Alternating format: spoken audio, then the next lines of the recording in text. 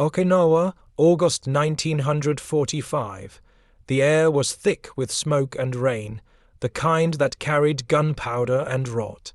A squad of U.S. Marines moved through a shattered farmhouse, boots crunching on glass, rifles raised.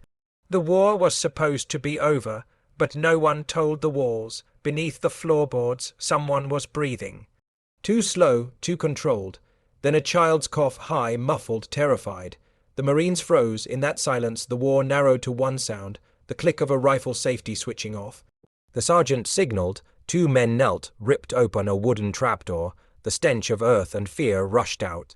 Inside, 7 Japanese women huddled in the dark, their eyes wide, skin streaked with soot, clutching children who looked like shadows.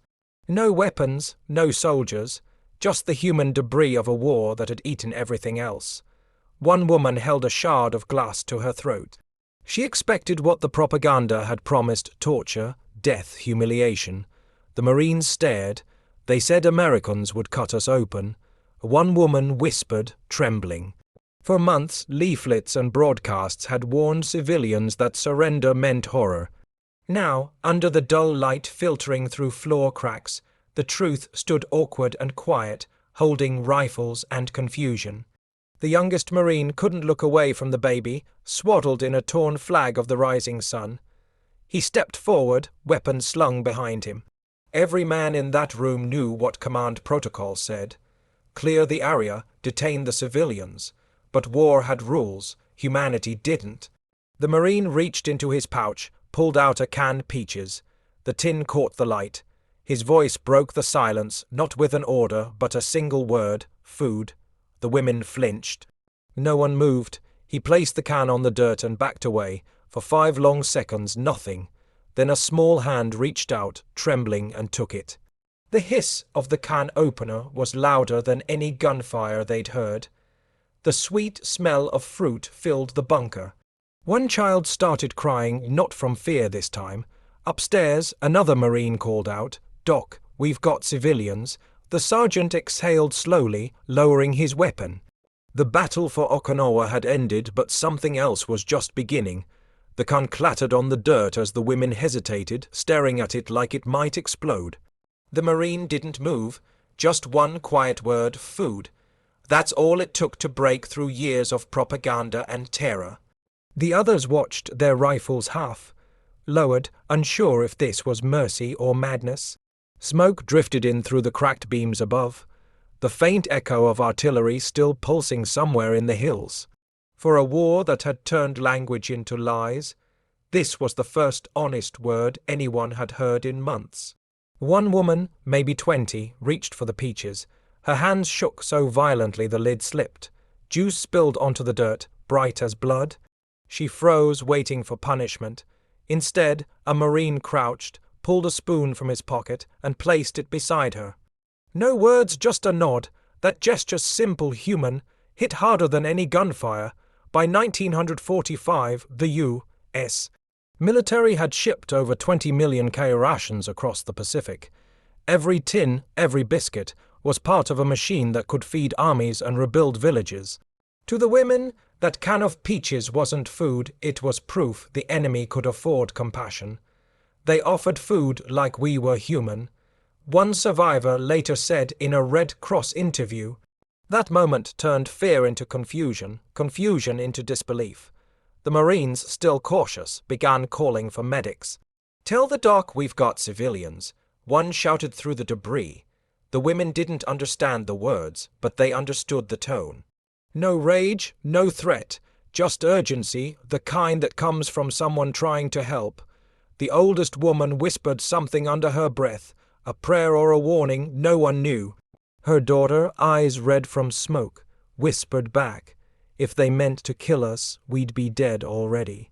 The Marines formed a small perimeter around the trapdoor, guarding them from an enemy that no longer existed. It wasn't in any manual, but war manuals never covered this, the quiet collapse of hatred. Boots thudded overhead. A voice yelled, "Medics coming." The sergeant nodded, eyes scanning the horizon. The air smelled of salt and burnt wood. Inside the cellar, the women waited for the next order. But what came next wasn't an order at all. The corpsman ducked under the shattered doorway, helmet still steaming from the rain. "Civilians?" he asked, disbelief creeping into his voice. The sergeant just pointed to the cellar. The medic descended, flashlight flickering across faces pale from fear, not injury. Then he saw it, a cut too clean across a young woman's wrist, wrapped in a strip of her own kimono. Suicide, not shrapnel. He knelt without a word, unrolling gauze. The women flinched at the smell of antiseptic. They thought it was poison. "Easy," he muttered, half to them, half to himself. Every movement was deliberate, glove, pressure, wrap. His flashlight caught a glint inside the woman's sleeve. Small glass vials, corked and sealed, cyanide, each one carefully hidden. He laid them in a row beside her, silent proof of how deep the fear ran. The women watched as he touched nothing else, not their clothes, not their weapons of despair, just the wounds. Reports from Okinawa show that after the battle, U.S. medics treated over 18,000 Japanese civilians, many for self-inflicted injuries. To those women, surrender meant shame worse than death. But this foreign soldier was tending them with a calm they didn't understand. "We were taught to die clean," one later recalled. "He cleaned our wounds instead." The medic's hands didn't shake. He'd patched Marines torn apart by grenades, seen boys lose limbs and still curse the sky. Yet here, in a dirt cellar, he found himself speaking softly to the enemy. "You're okay, no more fighting." They couldn't understand the words, but the tone carried something older than language, decency. The baby whimpered again. The medic glanced up, nodding to another Marine. "Water," he ordered. A canteen passed down like an offering. The mother hesitated, then took it. The child drank greedily, spilling half of it down her cheek. The medic smiled, the first smile these women had seen from an American. He sat back on his heels, wiping sweat from his neck. "They'll live," he said quietly, but something in his eyes changed, a question forming that no battlefield manual could answer. In the corner he spotted a small pile of books, half burnt, bound in cloth, school books. He reached for one, brushing off the ash, and froze at what he saw printed inside. The medic flipped the small notebook open. The pages were singed at the edges, filled with neat, looping handwriting, childish, disciplined. But the words weren't lessons in arithmetic or poetry. They were slogans: "Die before surrender," "The Emperor is our soul," "Americans are demons." He turned another page, same lines, over and over. A child's handwriting, practicing hate. The other Marines gathered around, helmets tilted forward, unsure what they were looking at. One called up for an interpreter. The young corporal who spoke broken Japanese crouched beside them, squinting at the ink. His lips tightened as he translated aloud. Each phrase landed like shrapnel in the silence. These weren't just textbooks. They were indoctrination manuals. Imperial Japan had printed over 14,000 national defense schoolbooks in 1944 alone, turning classrooms into training camps for loyalty and fear. Every sentence prepared a generation to die beautifully, not live freely. The women in the cellar watched the Marines read, expecting laughter or anger. But none came. The sergeant just stared at the notebook, thumb smudging the soot. "Kids wrote this," he asked quietly. The interpreter nodded. "Yes, sir, every school." One Marine exhaled, low and long. "They even trained their children to fear kindness." The words weren't meant for anyone, but they filled the air anyway. The irony was suffocating. The enemy's children had been taught to die, while these same Americans were now feeding and healing their mothers. The medic closed the book gently, as if afraid to break it further. The cover had a name written in childish brushstrokes: Yumi Soto, age 9. He looked at the smallest girl in the corner and realized it was hers. She avoided his eyes, clutching the hem of her mother's sleeve. Outside, the rain had stopped. The smell of wet earth mixed with ash. A Marine tore a page from the notebook, not in anger, but confusion. He folded it and slipped it into his pocket, a souvenir of something he couldn't explain. For the first time, the women saw uncertainty on the soldiers' faces. Not hatred, not pride, just disbelief at what fear could make a nation teach. The sergeant stood, shoulders heavy. "Feed them again," he said, "they look hungry." And so the next morning, breakfast began with rations meant for war. Morning came grey and heavy, the kind of light that makes everything feel like a photograph already fading. Smoke still curled from the ruins beyond the field, but the guns were silent. The Marines gathered near what used to be a courtyard, now just a scatter of bricks and twisted rebar, and unpacked their rations. Cans of Spam, hard biscuits, a little coffee powder, a few tins of fruit. None of it looked like peace, but it smelled like it. They set the food in front of the women carefully, stepping back each time. The Japanese civilians sat motionless, still half expecting cruelty in disguise. One of them whispered, "Maybe they want to watch us beg." But when the smallest child reached for a biscuit, the Marine just smiled and turned away. That simple gesture, no command, no demand, was the first real proof that the nightmare stories had been lies. In 1945, each Marine carried roughly 4 zeros, 0 calories a day. These civilians were surviving on less than 800, scavenging roots and boiled weeds. Now soldiers who had stormed beaches and bunkers were handing out their own meals. One by one, the women began to eat. The sound of chewing, soft, uneven, was strange against the backdrop of war. A young Marine watched them quietly, counting under his breath how many rations he had left. "We'll split mine," he told the medic. "They need it more." Across the dirt clearing, a child laughed. It was sharp, sudden, pure. For the Marines, it hit harder than the explosion of a grenade.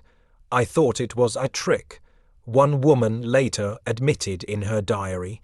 "Then my child smiled." That smile spread like a rumor through the group, something alive, unplanned, unstoppable. The medic poured warm coffee into a dented tin cup, let the steam rise, then offered it to the oldest woman. She took it with both hands, trembling, murmuring a thank you he didn't understand. The Marines didn't celebrate. They just sat among the ruins, sharing silence and canned food. Two sides of a war too tired to hate any more. But as the last spoon scraped the bottom of the tin, a radio crackled from the ridge. Static. Then a voice, distorted but unmistakable, the Emperor of Japan.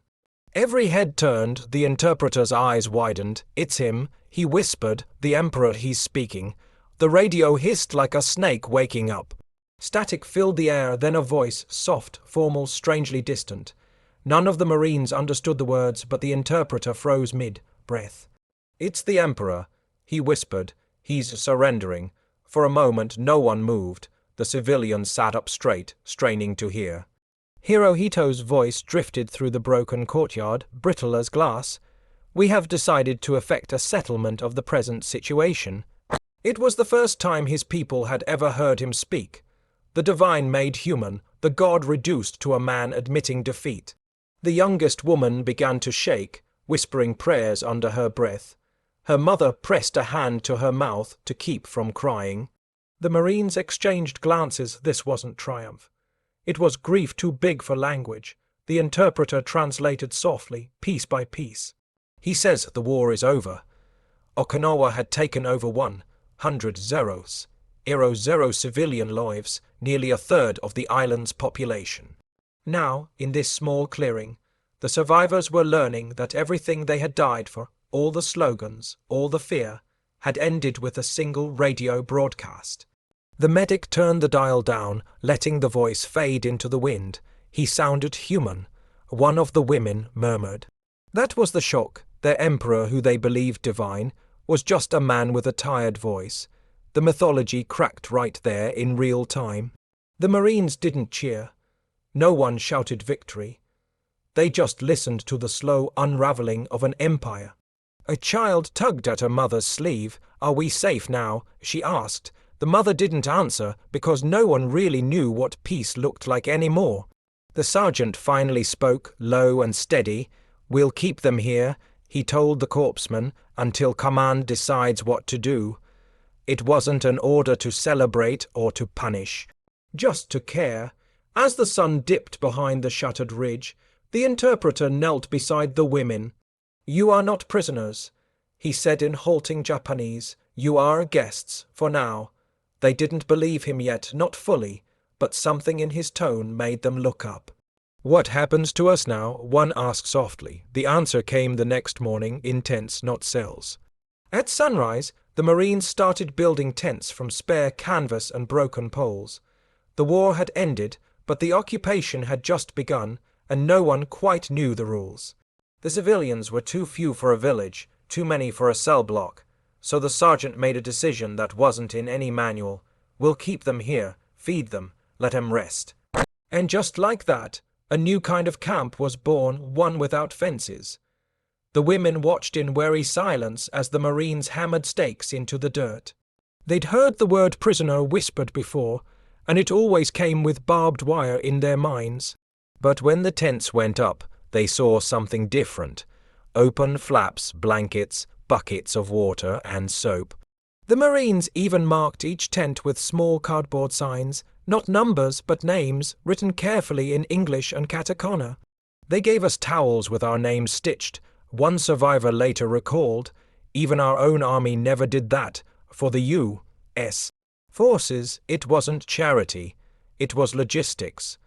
The Pacific Command had ordered civilian holding areas to stabilize the island. About 15,000 people processed in Okinawa alone. But for the Japanese women, every meal, every bandage, every act of normalcy felt impossible. They'd been raised to expect annihilation. Now they were being asked to rebuild their strength. The daily rhythm was strange but steady. Breakfast at dawn, rice if the Marines could trade for it, rations otherwise. Chores followed. Cleaning, washing, helping medics. Children started drawing in the dirt again, sketching houses that no longer existed. The Marines looked away sometimes, embarrassed by the gentleness of it all. One woman, quieter than the rest, spent hours sitting by a rusted truck shell with a notebook. She wrote in neat lines, pausing only when tears blurred the ink. No one asked what she was writing. But each night when lights dimmed and the island grew still, she'd light a stub of candle and write again, her grief finding shape in words. The camp wasn't paradise. It was humid, tense, uncertain. Yet for the first time since the war began, no one was dying. The medic passed her tent one night, saw her writing by candlelight, and wondered what story she'd someday tell. He didn't know she was writing to her brother. Night fell heavy on the camp, the kind of darkness that hummed with crickets and memories. The woman sat cross-legged on a wooden crate, her candle burning low. The notebook on her lap was the same one she had hidden through air raids and hunger, pages spotted with rain and ash. Her pen scratched quietly. "We feared them, now they bring us rice. I don't know what to believe anymore." The Marine who had given her the peaches walked by, saw the faint glow, and almost said something, but didn't. She looked up for a second, caught his shadow, then went back to writing. In her words, the war was dissolving line by line. She wrote about the medic who saved her wrist, about the soap that smelled of mint, about the sound of American boots pacing the camp like clockwork, steady, predictable, alive. Historians later found diaries like hers stored in Okinawan archives. They became proof of an emotional surrender that no treaty recorded. In 1946 U.S. occupation surveys showed that 72% of Japanese civilians had shifted from anti to pro-American sentiment within a year, a transformation born not from propaganda, but from shared meals and quiet decency. "We thought they were monsters," one entry read, "but they gave us medicine." The journal wasn't just testimony, it was therapy. Each word unlearned something she'd been taught, that mercy was weakness, that kindness was foreign, that enemies stayed enemies. The more she wrote, the lighter her sentences became. The drawings changed too, less barbed wire, more faces. She even tried writing a few words of English she'd picked up from the Marines. "Thank you, safe, tomorrow." That night she finished a page and paused. staring at the candle flame until her eyes watered. Then she wrote a final line in Japanese, "Tomorrow, I will speak to the soldier." It wasn't just curiosity. It was courage, the first real act of peace she could imagine. Outside, the camp was quiet except for the waves somewhere beyond the ridge. The same ocean that had carried warships now whispered against the shore like an exhausted sigh. She closed the journal, tied it with a strip of cloth, and exhaled. Tomorrow she would find him, the one who had said food. Dawn broke slow and silver over the ridge, light spilling across the camp like mercy. The woman walked barefoot through the damp grass, journal clutched against her chest. Around her, the Marines were breaking down their makeshift shelters, folding canvas, rolling cables, the sound of an army exhaling after years of noise. She spotted him near a water drum, sleeves rolled up, face streaked with dust and sleep. The same Marine who had once said just one word that changed everything: food. She hesitated, heart hammering against ribs. Then she stepped forward, every footstep a decision.